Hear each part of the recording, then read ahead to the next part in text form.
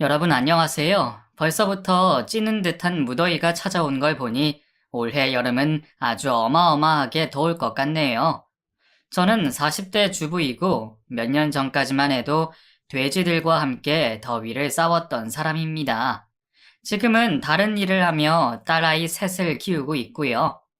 결혼하고 정말 돼지들을 제 자식처럼 여기며 열심히 일을 했는데 제게 돌아오는 것은 고된 일과 구박뿐이었네요. 사람 사는 일은 제 뜻대로 절대로 안 되나 봅니다. 제가 이곳에 사연을 보내게 된 이유도 바로 이런 저의 과거에 대해 홀가분하게 털어놓고 싶어서예요. 어디 터놓고 얘기할 것도 없는 제가 마음속으로만 끙끙 앓고 있었더니 너무 답답하고 힘들어서요. 그럼 지금부터 제게 있었던 일을 하나씩 말씀드려 보겠습니다. 저희 시댁은 시골에서 돼지 농장을 하셨었어요. 온 국민이 가장 좋아하는 음식 중 하나가 삼겹살이잖아요. 그 삼겹살을 맛있게 먹기 위해서 저희 시댁은 아주 열심히 돼지들을 키우는 일을 했어요. 20대 중반에 시집을 와서 단 하루도 쉬지 않고 열심히 일을 했던 것 같아요. 하루라도 집을 비우면 큰일이 나는 것으로 알고 먼 지방에 사시는 친정 부모님께도 거의 가보지 못하면서 말이죠. 타고난 성품 자체가 꼼꼼하고 부지런한 편이라서 크나큰 책임감을 가지고 근 15년 정도를 아주 열심히 일을 했답니다. 시집을 오고 나서 처음부터 농장에서 일했던 것은 아니에요. 시댁 근처의 시내에 있는 곳에 작은 방을 얻어 남편과 생활하다가 시아버님이 허리를 삐끗하시는 바람에 너무 힘들어 하셔서 시댁으로 들어오게 된 것입니다.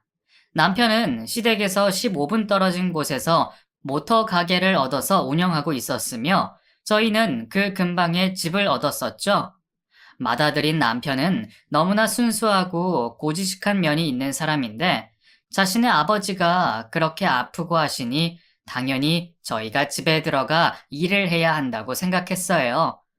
따로 살면서도 하루에도 2번, 3번씩 들러서 부모님을 들여다보고 반찬도 사드리고 할 정도로 효자이기도 하죠. 결혼한 지 3개월쯤 되었을 때 저는 그렇게 시댁으로 들어가게 됩니다. 저는 그저 조금씩 거들기만 할 줄 알고 남편의 뜻을 따랐던 것이에요. 남편도 그렇게 얘기했고요.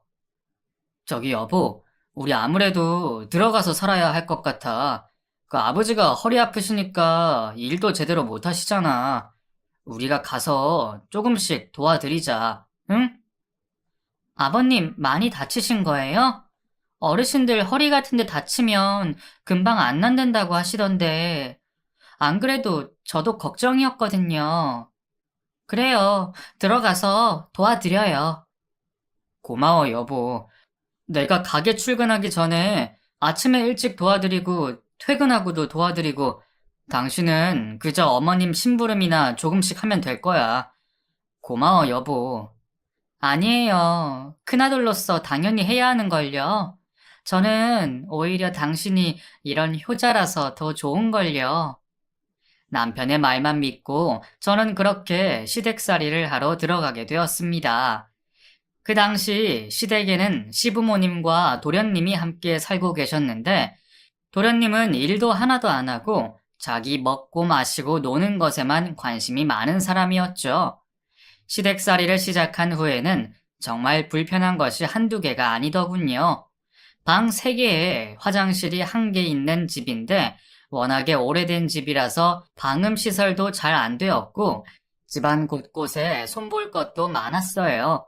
더군다나 화장실이 1개이다 보니 많은 가족들이 다 같이 써야 하니까 마음 놓고 샤워하는 것도 불편할 정도였답니다. 신혼 때라서 아직 너무 부끄러운 것이 많고 예민했었는데 그 부분이 너무나 힘들었었어요. 남편은 한창 저와의 잠자리에 불타던 시기라서 이틀이 멀다 하고 제게 들이댔었는데 화장실 부분도 그렇고 시댁이다 보니 너무나 조심스러워서 저는 이상하게 피하게 되더라고요. 신혼 3개월 차이니 남편의 마음을 모르는 것도 아니었지만 그냥 너무 불편했었습니다. 꼭두 새벽부터 일어나서 달그락거리는 소리를 내시는 시어머니를 도와드리기에 저는 체력이 받쳐주지 않았고, 그 때문에 더더욱 힘이 들었던 것 같아요. 새벽 5시도 되기 전에 시부모님은 일어나셔서 돼지 우리에 나가시고 부엌에 들어가셔서 아침 준비를 하셨답니다. 방음이 잘 되지 않다 보니 시부모님의 말소리, 그릇소리들이 너무나 크게 들려왔고, 시댁에 들어간 지 며칠 되지 않아 제 기상 시간은 그 시간으로 바뀌게 되었죠. 제가 너무 잘못 생각했던 것 같아요. 아침잠이 많은 스타일이라서 너무너무 힘든 걸 억지로 일어났었는데 차라리 처음부터 새벽에 일어나지 말았었어야 했어요. 그랬으면 저는 워낙 못 일어나는 며느리라고 생각하셨을 텐데 제 딴에는 시부모님한테 잘 보여야 된다는 생각으로 떠지지 않는 눈을 비비며 겨우겨우 일어나서 부엌으로 나갔답니다. 학창시절에도 8시가 다 되어서 겨우 눈을 떴던 제가 갑자기 이런 패턴으로 바뀌어 버리니 하루 종일 멍한 상태가 되었었고, 그 당시 시내 쪽에서 몇 시간 알바를 하고 있었는데 그것조차 버티기가 너무 힘들었어요. 처음에는 시어머니도 제가 너무 일찍 일어나는 것에 대해 미안하게 생각하시더라고요. 아이고, 우리 며느리 벌써 일어났어. 이 늙은이들이 새벽부터 쿵쾅거리니까 잠을 못 잤지? 더 자야 하는디. 아니에요, 어머님. 일어나야죠. 뭐 해야 해요? 아침 준비 도와드릴게요. 아이고, 끓여. 우리 맏며느리가 최고네, 끓여. 그럼 여기 콩나물 씻어서 국 좀 끓일래? 네, 어머님. 끓여볼게요. 아침 준비라고 해봐야 간단하게 콩나물국 하나 정도 끓이는 것을 도와드렸던 이때가 너무 그립네요. 콩나물국을 끓이고 아침 준비를 하다 보면 어느덧 시간은 6시가 넘었고, 밥을 먹고 7시가 되어 1차로 치운 후 돼지 우리에 나가 청소를 하시는 일을 도와드렸습니다. 그리고 나서 8시가 되면 시동생과 남편을 깨워서 또 2차로 밥을 차려주고 설거지를 하고 저도 씻고 알바를 나가는 것으로 아침의 일상이 마무리가 되었죠. 저는 이런 일상이 영원할 것이라는 생각은 하지 않았었어요.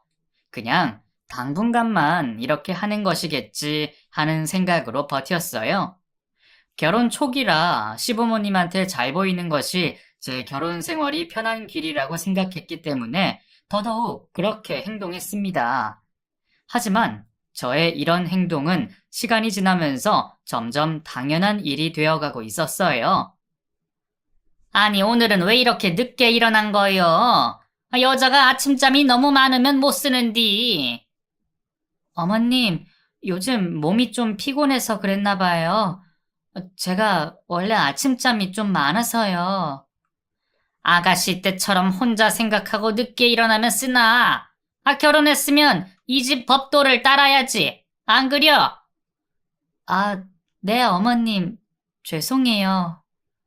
오늘 농장에 청소도 많이 해야 하는디. 늦게 일어나서 원. 제가 조금 늦게 일어났었을 때 시어머님의 짜증 섞인 목소리를 듣고 저는 제가 뭔가 잘못 생각하고 있다는 것을 알게 되었어요. 일찍 일어나서 집안일을 도와드리는 게 시어머니 입장에서 고맙다고 생각할 줄 알았는데 그게 아니었던 거죠. 하물며 제가 임신을 한 상태에서도 똑같은 시간에 일어나서 똑같이 일을 하지 않으시면 얼굴 표정이 싹 바뀌셨습니다. 그때 한번 제가 남편에게 힘들다고 하소연을 한 적이 있었어요. 그래서 남편이 시어머니께 말씀드렸죠. 저기 엄마, 이 사람은 홀몸도 아닌데 너무 힘든 거 아니에요? 좀 늦잠도 자고 그렇게 해주게 하지. 내가 언제 일찍 일어나라고 강요한 적 있냐? 그냥 얘가 일찍 일어나서 한 거지. 마음 놓고 늦잠 자거라. 이 늙은 애미가 다 하면 되니께. 아유, 엄마, 왜 그렇게 얘기해요? 그게 아니라, 그 뱃속에 애기도 있으니까. 아이고야, 어디 애 안 낳아본 사람 있다냐? 나도 다 너랑 네 동생 배 아파서 낳는 날까지도 똑같이 일했다. 이 정도 일하는 거 가지고 애기 잘못되면 세상에 누가 멀쩡하겠냐? 마음대로 해. 뾰루퉁해지신 시어머니 때문에 남편과 저는 마음이 내내 불편해지기도 했었습니다. 시간이 갈수록 제 배는 점점 더 불러오기 시작했고, 무리한 생활을 계속하다 보니 몸에 무리가 왔는지 유산기도 있고 그렇더라고요. 병원 의사 선생님도 절대 무리하지 말고 안정을 취하라고 하셨고요. 어쩔 수 없이 알바까지 그만두고 집 안에서만 생활을 하기 시작했는데, 그때부터 진짜 시동생이라는 인간 때문에 얼마나 짜증이 났는지 몰라요. 결혼 안 한 총각인 시동생은 제대로 된 직업도 없이 남편의 모터 가게에서 알바도 하고 동네 식당 배달 일도 하고 그러면서 살고 있었거든요. 근데 이놈이 시간이 너무 한가하고 자유롭다 보니까 대낮에도 집에서 술 퍼마시고 또 자기 방에 들어가서 야한 동영상 같은 것도 크게 소리를 키워놓고 보고 하는 거예요. 그런 꼬라지를 보고 한 집안에 같이 있자니 너무 짜증이 나서 견딜 수가 없더라고요. 시부모님한테 차마 말할 수는 없어서 남편한테 얘기를 했었고, 그 일로 인해서 남편과 시동생이 크게 싸움까지 번졌었습니다. 너는 혼자 사는 집도 아니고 네 형수 배불러서 임신까지 했는데 그딴 개 같은 행동을 하고 지내면 어쩌자는 거야? 뭐? 형 말 다 했어? 형은 뭘 그렇게 대단하다고 그딴 소리를 해? 아, 짜증나. 이놈이 정말 말이면 단 줄 알아? 네 형수가 한 집안에서 얼마나 불편했겠니? 능력도 없는 놈 같으니라고. 아이씨, 진짜 형이면 다야? 형수면 다냐고! 내가 피해준 게 뭐가 있다고 그래, 어? 꼴랑 몇 살 위로 태어난 형이라고 이래라 저래라 나한테 명령하고 혼내고 그딴 행동 하지 마! 알았어? 시동생과 남편의 싸움은 아주 크게 번졌고 그 모습을 본 시모는 크게 화를 내시며 저 때문에 이런 일이 벌어졌다고 하시더라고요. 그러면서 저를 얼마나 탓하시던지 뱃속에 있는 아이가 뭘 배우겠냐며 큰 소리를 내시는데, 정말 너무 힘들었습니다. 그래도 아이만 낳으면 아이 돌보느라 집안일도 안 해도 되고 다른 사람에게 신경도 덜 쓰겠거니 생각하면서 출산의 날만을 손꼽아 기다렸어요. 시부모님도 손주가 생기면 뭔가 더 부드러워질 것이고 가족 간의 화목도 더 생기겠지 하는 마음을 갖고 있었죠. 그리고 드디어 예쁜 공주님을 출산했는데 시부모님의 반응은 영 시큰둥하셨습니다. 남들은 아들도 잘만 낳더니만 우리 집 며느리는 어째 딸을 낳았대? 요즘은 딸 낳는 게 200점이라고 하잖아요. 딸이 더 귀해요, 어머님. 그래도 그렇지. 대를 이으려면은 자고로 아들이 있어야 하는 법인데. 장남의 자식이 딸이니 원. 얼른 몸 추스리고 둘째 낳거라. 어머님, 아직 아이 낳은 지 50일도 안 됐는데 둘째라뇨. 왜? 내가 뭐 틀린 말 했냐? 연년생도 낳고 쌍둥이도 낳는 세상인데 빨리빨리 아들 낳아야지. 저는 제왕절개해서 좀 더 몸을 추스려야 해요, 어머님. 아이고야, 그것도 자랑이라고. 애도 순풍순풍 못 낳는 것이 뭐가 자랑이라고. 아이고. 제가 딸을 낳아 못마땅해 하시는 시모 때문에 진짜 소가리를 많이 했던 것 같아요. 아이를 낳고 다들 몸조리를 잘해야 한다고 말을 했지만 저는 시댁살이를 하면서 농장일도 도와드리고 식구들 밥도 차려야 했기에 산후조리를 제대로 하지는 못했습니다.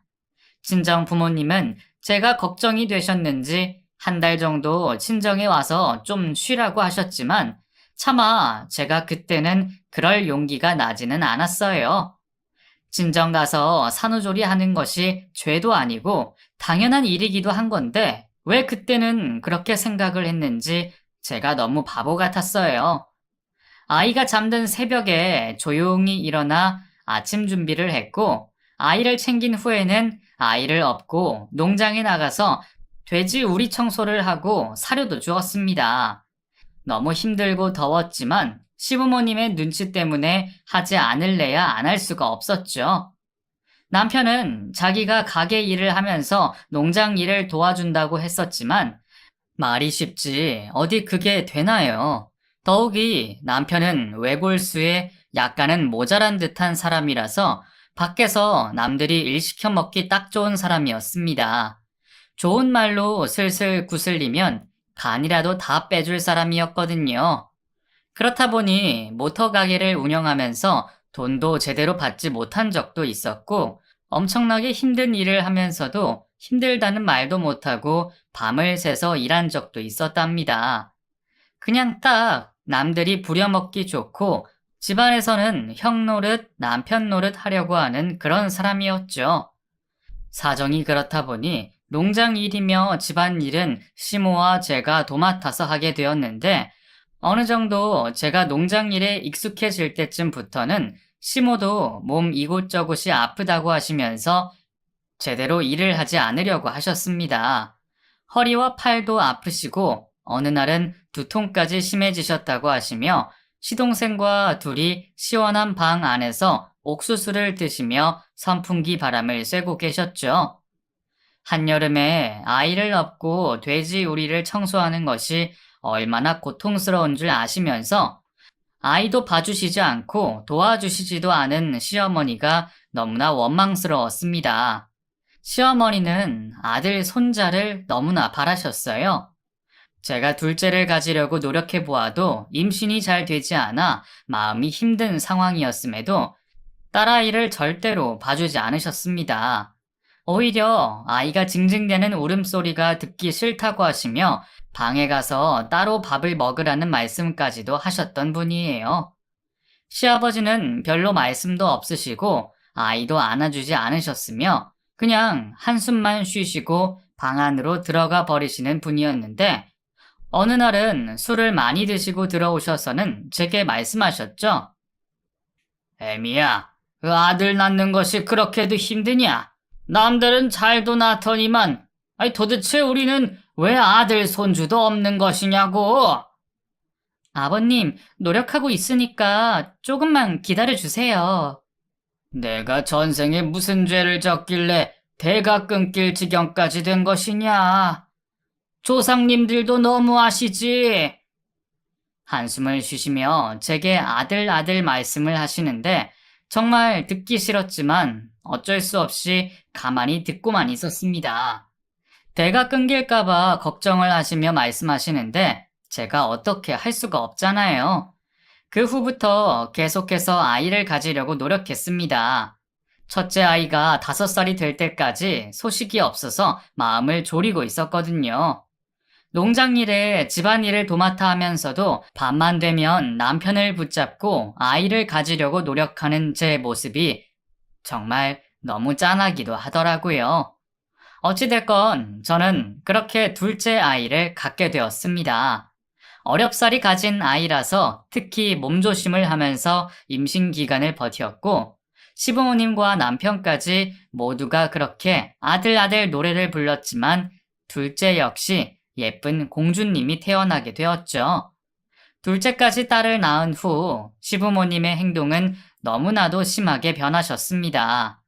아들을 바라신 건 아시겠지만 그래도 손녀딸을 낳았는데 기뻐하는 내색이 전혀 없으시고 한숨을 내리시고 들이쉬시면서 제 탓을 하셨어요. 너는 어떻게 된 애가 아들 하나를 못 낳아? 응? 아니 정말 굿이라도 한 판 해야 되는 거 아니야? 아휴, 내가 정말 못 살아. 어머님, 그게 성별은 남자가 정한다고 하던데. 뭐? 말이면 다인 줄 알아? 이게 어디서 남편 탓을 하고 지랄이니? 아이고, 내가 정말 제명에 못 살지. 아이고. 시모의 말에 많은 상처를 받았던 저는 이번에는 큰 맘을 먹고 친정에 다녀오기로 결심했습니다. 결혼하고 제대로 친정에 가서 쉬고 온 적도 없었거든요. 어떤 때는 명절에도 친정에 못 갔던 적이 있었어요.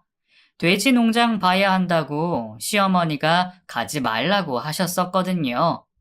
너무 짜증도 나고 화도 나고 서럽기까지 해서 큰맘 먹고 아이 둘을 데리고 친정에 가는 고속버스에 올랐습니다. 몇 시간에 걸쳐서 혼자 아이 둘을 케어하고 갔더니 많이 힘들기도 하더라고요.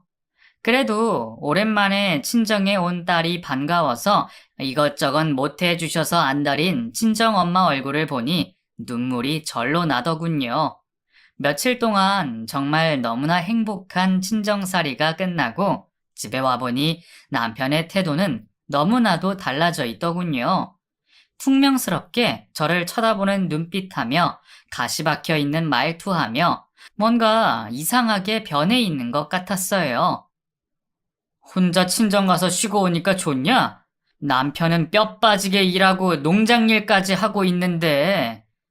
여보, 나 친정에 얼마나 오랜만에 갔다 왔는지 알잖아. 진짜 몇 년 만인데. 그러니까 좋냐고. 딸 아빠라고 온 동네방네 소문이 다 나서 짜증나는 나는 내팽개쳐두고 네 혼자 쉬고 오니까 기분이 어떤데? 어? 뭐라고? 여보, 딸 아빠라고 사람들이 그래서 지금 화가 난 거야? 아니면 내가 너무 오랜만에 친정에 다녀온 게 잘못인 거야? 도대체 뭐가 문제인 건데? 됐어. 남편은 밖에서 뭐라고 하던지 말던지 너만 편하면 됐지. 남편의 말에는 가시가 박혀 있었습니다. 약간 모자란 듯한 남편은 너무나 착한 사람이었는데 아마도 주변에서 딸만 둘 낳았고 제가 아이 둘 데리고 도망갔다는 말까지도 했는지 남편의 기분은 매우 좋지 않았어요. 그리고 또 한 가지 집안에 달라진 것이 있었는데요. 시동생이 결혼한다는 여자를 데리고 왔는데 현재 임신 상태이고 용이 하늘로 올라가는 태몽을 꾸었으니 반드시 남자아이라는 말을 하더라고요. 남편은 아마 이런 부분들이 모두 합쳐져서 더 기분이 나빴던 것 같습니다. 뚜렷한 직업 없이 여기저기 알바를 하면서 다니던 시동생은 마트에서 일하는 알바생을 만나 연애를 했고 임신을 해서 급하게 결혼을 하려는 모양이더라고요. 예비 동서를 처음 본 순간 눈이 쫙 찢어진 것이 보통이 아니라는 생각은 했었는데 차마 그 정도로 막무가내의 스타일인 줄은 몰랐습니다. 무슨 말만 하면 송곳이 삐져나올 것처럼 대답을 하는데 정말 어린 것이 너무 싸가지가 없고 황당해서 할 말을 잃었어요. 그러면서 저보고 딸만 둘 낳았다며 은근히 제 속을 긁어 놓더라고요. 형님네는 딸만 둘이라면서요? 그것도 제왕절개라고 하던데. 딸만 둘이 뭐가 어때서? 그걸 왜 나한테 말하는 건데? 아니, 뭐 저희 엄마가 그러는데 제왕절개하면 아이 둘이 대부분이라고 하더라고요. 3명 낳는 건 큰 병원 가야 된다고 그러던데 앞으로 또 아이 낳기는 힘들지 않겠어요?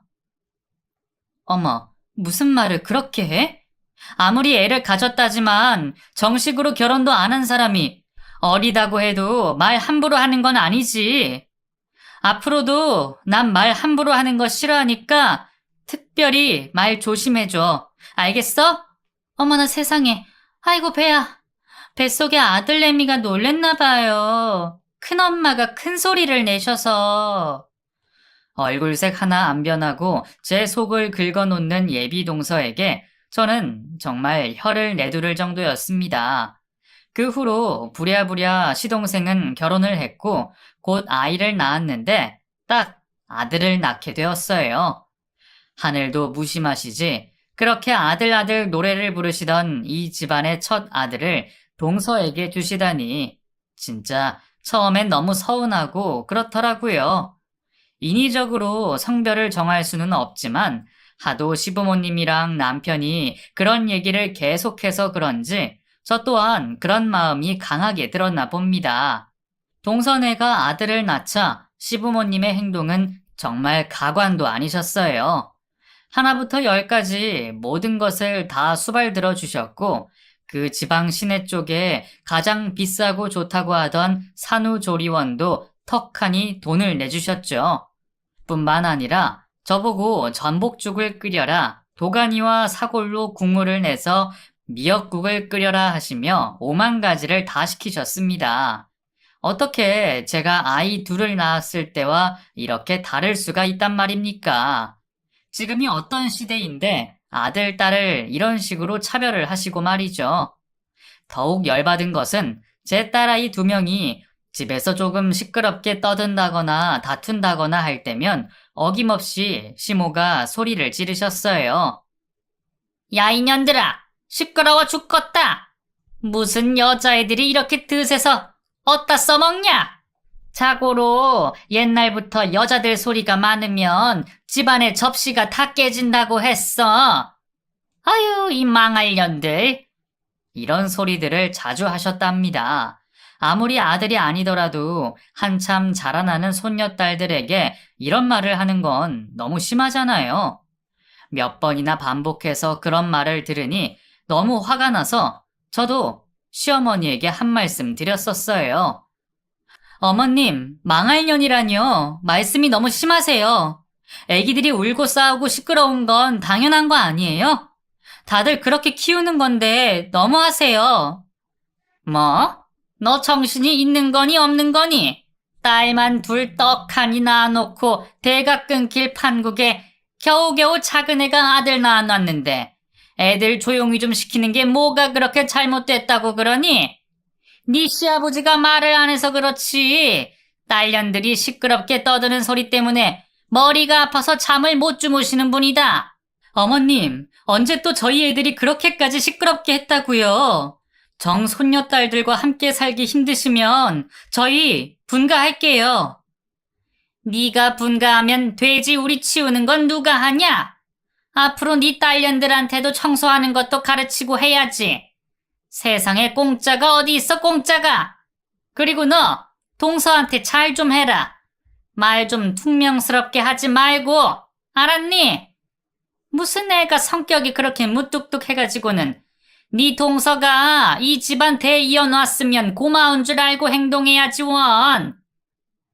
시모는 점점 제게 억지를 부리셨습니다. 아니, 딸들이면 돼지 농장 청소를 하는 것이 어떻게 당연한 것인가요? 정말 아무리 말씀을 드려도 벽처럼 꽉 막혀 있으셨기에 더 이상의 대화는 불가능했었죠. 저는 하루하루가 힘들었습니다. 하루라도 빨리 분가를 하고 싶다는 생각만 가득했고, 조만간 분위기를 봐서 남편에게 말을 할 작정이었어요. 몇 달을 그렇게 보내고 있던 와중에 저는 셋째를 임신하게 됩니다. 아이가 잘 생기지 않아서 고민을 하고 있었는데 제가 동서를 질투하긴 했나 봅니다. 옛날부터 질투하면 애가 들어선다고들 하시잖아요.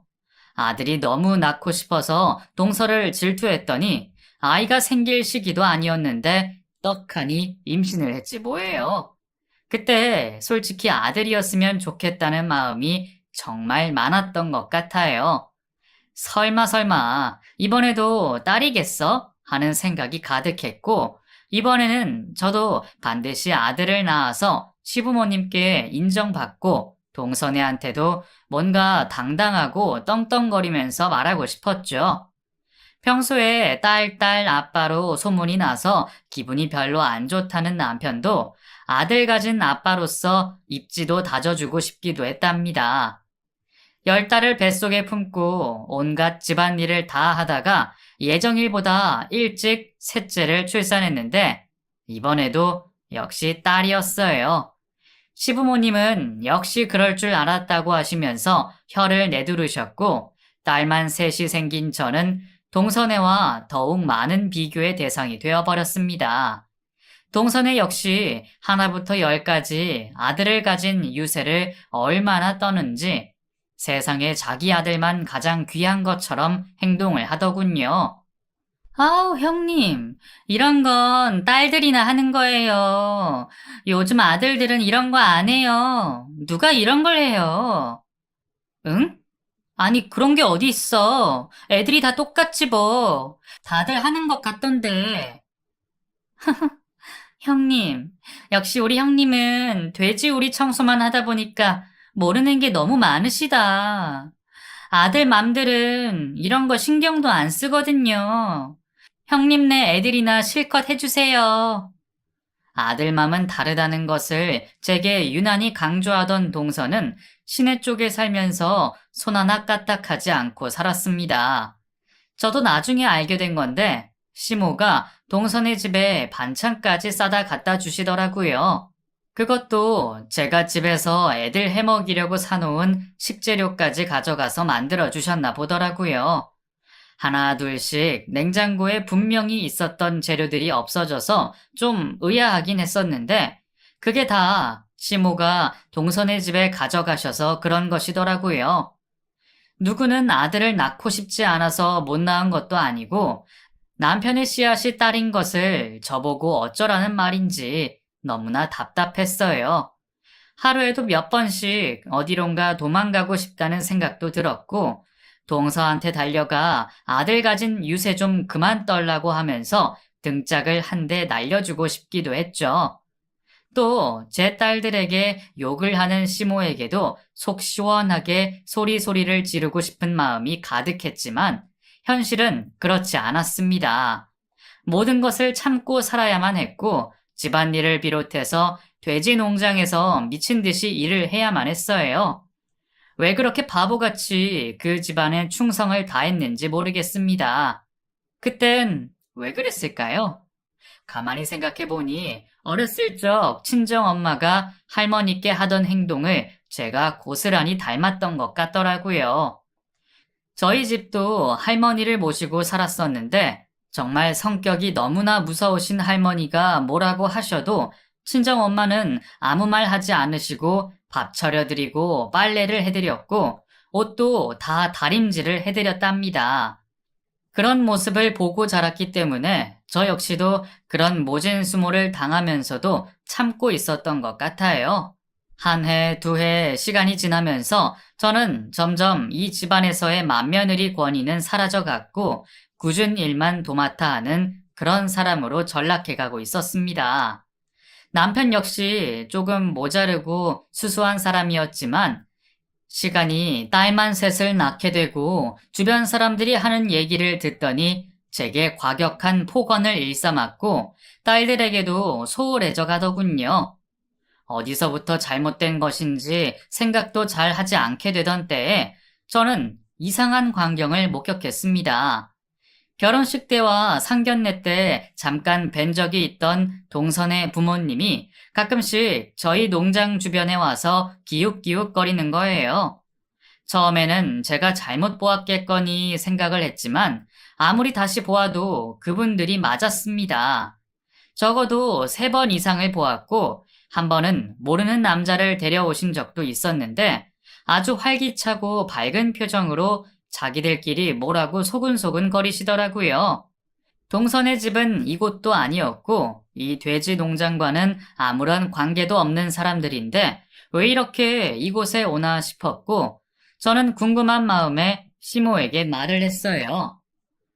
저기 어머님, 제가 사실 얼마 전부터 동선의 친정 부모님을 이 근처에서 뵀었어요. 사돈을? 아니, 사돈을 여기서 왜? 이런 곳까지 어쩐 일로? 그러게요. 그건 저도 모르겠고, 다른 남자분 한 분하고 같이 오셔서 농장 주변을 두리번거리시더라고요. 뭐 종이 같은 것도 같이 보면서요. 어머님, 혹시 뭐 아시는 거 없으세요?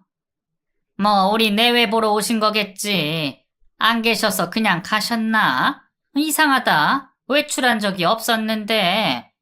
그 다음에 또 뵙게 되면 반드시 집 안으로 모셔서 밥상 차려드려라. 알겠냐? 그 귀한 손님을 그냥 보내면 쓰나? 근데 어머님, 뭔가 좀 이상하지 않아요? 여기 들어오지도 않으시고 밖에서 농장 주변만 왜 기웃거리시는지 저는 모르겠더라고요. 너 지금 무슨 상상을 하는 거냐? 먼 눈에는 뭐만 보인다고 이상한 생각하지 말아라. 사돈이 얼마나 착하신 분들인데 그런 말을 하니? 아닐 거라고 못 박는 시어머니 때문에 더 이상 저는 아무 말도 할 수가 없었죠. 시간이 지나면 뭐라도 알게 될 테니까요. 그러던 어느 날, 그날도 몹시 피곤함에 쩔어서 동선의 식구들 밥상을 차려주고 있었습니다. 건뜻하면 밥하기 싫다면서 밥을 얻어먹으러 시댁에 빈손으로 자주 왔었거든요. 맛있는 거 먹고 싶다고 하면서 아이처럼 떼를 쓰는 동서가 귀엽다고 하시면서 저보고 얼른 가서 밥을 차리고 생선까지 구우라고 하시는 시모를 마음속으로 욕하면서 겨우겨우 밥을 차리고 있었어요. 저희 딸 셋과 동서의 아들은 거실에서 지들끼리 노는지 시끌벅적하게 분위기가 이어져 가고 있었습니다. 그런데 그때 막내딸이 악 하며 소리를 지르더니 우는 거예요. 아, 엄마 아파. 어머나, 이게 무슨 소리야? 왜 그래? 응? 왜 그래? 너무 놀란 저는 얼른 딸에게 뛰어갔어요. 갔더니 막내딸은 머리를 감싸 안은 채 쪼그려 앉아 울고 있었고 그 곁에는 동선의 아들 그리고 제 둘째 딸도 함께 있었습니다. 아니, 무슨 일이야? 응? 왜 그래? 놀란 저는 그 자리에 있던 아이들을 향해 물어보았고 둘째 딸은 제게 대답해 주었어요. 엄마 있잖아. 얘 명훈이가 엄청 세게 때렸어. 한 대도 아니고 계속해서 주먹으로 머리를... 뭐? 주먹으로 머리를 때렸다고? 왜? 아니 왜 때려? 지 마음에 안 든다고. 그리고 우리 몸에서 돼지똥 냄새 난다고 저리 꺼지라고. 아니 뭐가 어쩌고 저째? 무슨 냄새가 난다고? 어머 기가 막혀서 이게 무슨 소리야 도대체? 분명히 아이들의 근처에는 시어머니가 계셔서 그 상황을 다 보았는데도 시어머니는 아이들을 말리지도 않고 가만히 계시더라고요. 저는 너무 황당해서 시조카한테 말했어요. 명훈아, 너 정말 그랬어? 응? 정말 동생 때렸어? 네, 때렸는데요. 왜요? 그게 왜요? 동생을 때리면 되니? 응? 무슨 맞을 짓을 했길래 동생을 때려? 그것도 머리를 주먹으로 때리다니 너무한 거 아니니? 남자라고 힘 세면 힘 약하고 나이 어린 동생을 함부로 때려도 되는 거야? 그런 거야? 저는 눈을 똑바로 뜨고 제게 때렸다고 당당하게 말하는 시조카가 너무 얄미워서 몹시 흥분을 했었습니다. 동서와 도련님은 잠시 돼지 농장을 둘러본다고 나가 있었던 상황이었기 때문에 그 자리의 어른은 저와 시모 둘뿐이었죠. 너무 화가 나서 저는 곧이어 또 시조카한테 말을 이어갔어요. 사람 때리고 나서 왜요라고 하는 건 잘못된 거야. 얼른 사과해. 당장. 너네 사촌지간에 이렇게 막 하면 안 되는 거야. 하물며 남도 요즘 때리면 큰일 나는 세상인데 피를 나눈 사촌 동생을 때리다니. 너 정말 그러면 안 되는 거야. 알아? 아니, 돼지 냄새 나서 싫다고 하는데 왜 자꾸 와요, 그럼? 아, 놀기 싫다고요. 이 집에 들어오기도 싫어요, 저는. 냄새 때문에 역겨워서 아무것도 못 먹겠다고요. 뭐? 당장 사과하지 못해? 어? 역겹다니. 냄새가 역겹다니. 이거 소중한 할머니 할아버지 농장인데 어디서 그런 말버르장머리를 배웠니? 얼른 동생한테 사과하지 못해? 화가 난 저는 시조카를 향해서 큰 소리를 지를 수밖에 없었습니다. 아무리 서로의 양육 방식이 다르다고 해도 아이들에게 고쳐야 할 부분은 고쳐줘야 하는 것이 맞는 것이잖아요. 너무 화가 나서 시조카를 몰아붙여서 당장 사과를 하라고 만들고 있었는데 그 찰나 갑자기 시어머니가 소리를 버럭 지르며 말씀하시더군요. 예, 너 지금 무슨 소리를 씨부리는 거니? 응? 네 잘난 딸년들 말만 믿고 지금 사람을 참는다 참아. 네가 봤어? 네가 봤냐고? 어머님, 둘째가 봤다고 하잖아요. 지금 명훈이도 돼지 냄새도 역겹고 놀기 싫다잖아요. 이런 일이 있으면 배우고 가르쳐줘야 하는 게 가족 아닌가요? 네? 아니에요?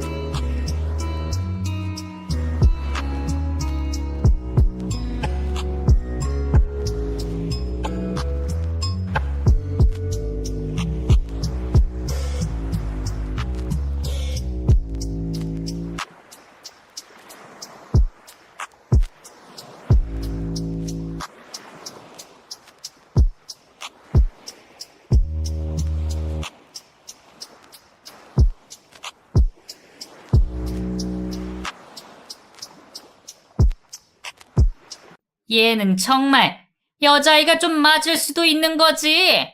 넌 그런 걸 가지고 우리 집 귀한 장손을 가지고 그렇게 기죽여야 되겠니? 사람 없을 때 조용히 말 꺼내도 되는 것을 이렇게 다 모인 자리에서 이런 식으로 해야 돼? 아휴, 어디서 무식한 것만 배워서는.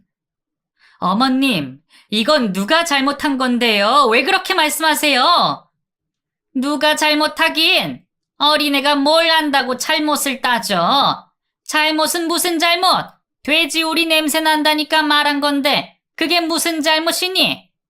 이 집 장손한테 너 무슨 말을 그렇게 험악스럽게 한다니? 아주 못돼 먹었네. 못돼 먹었어. 그렇게 화가 나니? 네가 없는 아들 가진 집이라서 그렇게 질투가 나? 어머님, 아니 어떻게 그런 말씀을 하세요? 저희 애들이 조금만 징징거리고 뛰어놀면 정신 사납다고 그렇게 뭐라고 하시더니 어떡해? 아이고, 그게 그렇게 억울하셨구만. 그렇게 억울하면 너도 아들 낳지 그랬냐? 아들도 못 낳은 주제 뭐가 그리 잘났다고 하나밖에 없는 이 집 장손을 잡기를.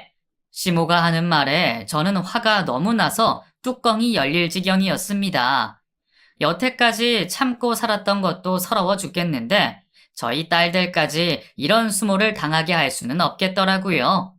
안 그래도 언젠가 이 집을 탈출하고 싶은 마음이 있던 차였고 시모가 저희 마음에 휘발유를 부은 격이 되어버렸습니다. 저는 그 즉시 제 아이들을 챙겼어요. 어서 일어나! 당장! 엄마 말 잘 들어. 우리 이 집에서 나갈 거야. 그러니까 너네 방에 가서 가장 소중한 거 딱 2개씩만 챙겨서 나와. 얼른! 엄마, 무서워. 왜 그래요? 무서워. 놀란 아이들은 울먹이며 망설이고 있었고 저는 얼른 가서 챙겨 나오라고 아이들을 다그쳤습니다. 그리고는 당장 돼지 농장으로 달려나갔어요. 그리고 농장의 문이란 문은 모두 활짝 열어놓아 버렸어요.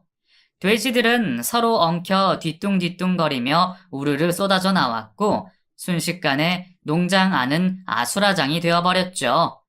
그러던지 말던지 그 후에도 화가 풀리지 않아 사료를 모두 밖으로 가지고 나와서 바닥에 뿌려버렸습니다.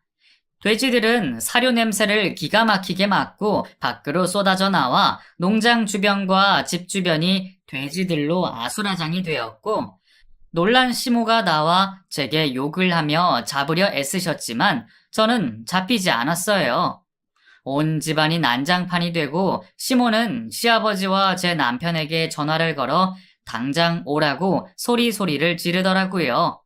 그리고 농장 뒤 땅을 둘러보고 있던 시동생과 동서는 제 모습을 보고는 뭔가 심상치 않은 일이 벌어지고 있다는 것을 눈치채고 저를 무력으로 잡으려고 안간힘을 썼죠. 형수, 미쳤어요? 아, 왜 이래요? 아니, 도대체 왜 이러는 거예요? 네? 아이고, 잘난 시동생 납셨네. 이 집안에 장손을 낳은 잘난 시동생네. 그래, 니네 잘 먹고 잘 살아라. 아주 평생 돼지 똥오줌이나 치우면서 막대 먹은 장손 잘 키워보시라고. 아니, 뭐라고요? 형수! 형수! 저는 그 즉시 택시를 불러 아이 셋을 데리고 그 집을 떠났습니다. 아니, 탈출했다는 표현이 더 맞을 것 같네요. 지긋지긋하게 농장일과 집안일로 온몸이 성한 곳이 없던 그 집을 당당히 탈출해서 친정으로 왔고 남편과 전화통화를 하며 이혼을 얘기했습니다. 정말 황당한 것은 남편은 이혼에 대해 아주 긍정적으로 생각하고 있더라고요. 여자가 있었던 건지 아니면 앞으로 새 출발을 하고 싶었던 건지 이혼하자는 말에 반대도 하지 않았고 양육권도 저보고 가지라고 하더군요. 자식에 대한 애착도 없는 그런 모자란 사람과 어떻게 그 세월을 살았는지 모르겠습니다. 그렇게 갑작스럽게 이혼녀가 된 이후에 친정엄마에게 아이를 맡기고 공장에 출근하기 시작했어요. 아이들은 바로 전학을 해서 새로운 친구들과 사귀게 되었고 나름대로 잘 적응을 해 나가더군요. 저는 어찌나 농장 일이 고되었던지 공장에서 야근까지 해도 몸이 덜 피곤했습니다. 또한 친정엄마가 집안일을 거의 도맡아서 해주셨기 때문에 저는 더더욱 힘이 덜 들었던 것 같아요. 그렇게 시간이 지나고 저는 점점 싱글맘으로서의 삶에 익숙해져 갔습니다. 1년이 지나고 2년이 지나면서 점점 일도 손에 잡혀서 더 많은 양의 일을 해내다 보니 사장님 역시 저를 많이 신뢰해 주셨어요. 세상에 엄마보다 강한 사람은 없잖아요. 저는 지켜야 할 3명의 아이들이 있었기에 더더욱 힘을 낼 수 있었던 것 같습니다. 그날 그렇게 시댁을 확 뒤집어 놓고 연을 끊고 살았는데 어느 날은 전 시모에게서 전화가 오더군요. 대낮부터 술을 퍼마셨는지 횡설수설 하더니만 결국엔 자기 어떻게 하느냐며 도와달라는 말을 하는 거예요. 저기 애미야. 아니 글쎄 말이다. 내가 이 나이에 아휴, 이런 수모까지 당하고 살 줄은 몰랐는데. 네? 애미라뇨? 무슨 애미요? 저랑 연 끊고 살기로 하신 분이 왜 전화질이세요? 바쁘니까 당장 끊어요. 아니 제발 끊지 말아라. 내가 이 나이에 며느리한테 맞고 산다. 내가 무슨 잘못을 했다고 나를 막 때리고 서류에 도장 찍으라고 아주 난리야 난리. 나 어떻게 해야 하냐? 도대체 나 어떻게 해야 살 수 있는 거야? 애미야, 나 좀 도와다오. 제발 나 좀 도와다오.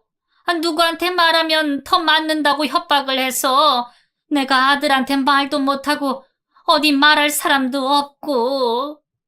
그게 무슨 소리예요? 맞고 살다뇨? 그 귀한 장손 낳은 며느리한테서 맞고 사세요? 아이고야 세상에.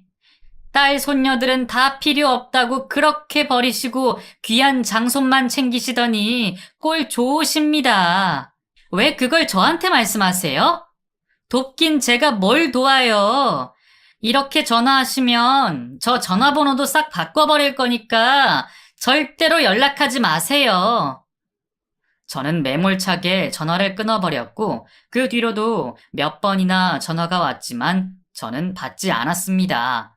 그래도 사람인지라 그날 밤 마음이 너무 불편해 잠도 자지 못했고 참다 다음 날 전 남편에게 전화를 걸어 모든 사실을 말했어요. 그리고 당장에 뭐라고 하는 것보다 심호방에 녹음기나 CCTV라도 설치해 두고 증거를 잡아서 경찰에 신고하라고 했죠. 처음에는 어리둥절하더니 한 달 후쯤 제게 연락이 와서 고맙다는 말을 하더군요. 돼지 농장이랑 뒤편에 있던 땅까지 모두 서류를 넘기라고 하면서 협박하고 폭행하던 영상이 고스란히 CCTV에 잡혔다고 하면서 말이죠. 그제서야 자신의 세 딸들이 잘 있느냐 물어보는 바보 같은 인간이 바로 제 전남편이랍니다. 하, 어떻게 그런 집안 사람들과 엮여서 살았었는지 지금 생각해도 너무 답답하네요.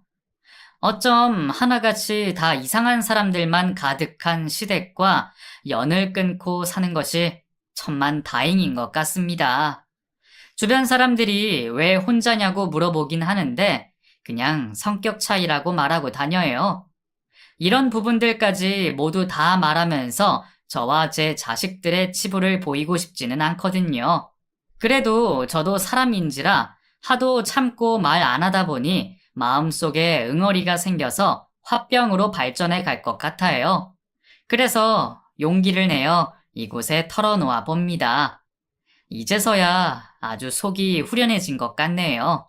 여러분들도 가슴속으로 담고 있는 일이 있다면 망설이지 마시고 얼른 이곳에 사연을 남겨보세요. 아주 10년 묵은 채증이 다 내려가는 기분이 든답니다.